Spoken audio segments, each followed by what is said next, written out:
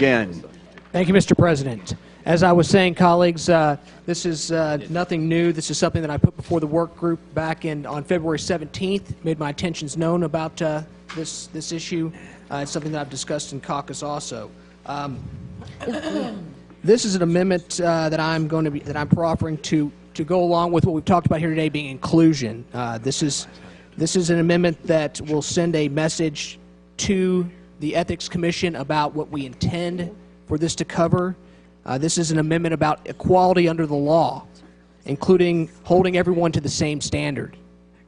This is about an amendment about recognizing that there's a 21st century version of family. I've heard a number of council people talk here, and you've got it before you. I've heard Councilman Fleming talk about inclusion and accountability, and I hope that he will recognize that what I'm proffering here does that. I've heard Councilman Kramer talk about recognizing that family has broadened. And we've heard Councilman Heiner talk about for the next 50 years we're looking for something in place that goes beyond yesterday but looks to tomorrow. And so we have a very substantial portion of our population here in Metro government that is not covered under the present definition of family. And that is, we have folks that are involved in government and folks that work for government that are in committed relationships, and those committed relationships may not involve marriage. Those committed relationships may be between a man and a woman, and it also may be between two men or two women. That's the reality of the modern day 21st century family.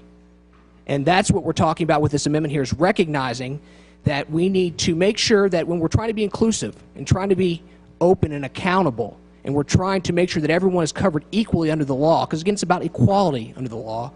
What I'm proposing is that the definition of family that we have already addressed before this body should now also include, after the words household, there would be a comma, including a person who is not a spouse but is in a committed relationship with the Metro officer and resides in the Metro officer's household, end comma.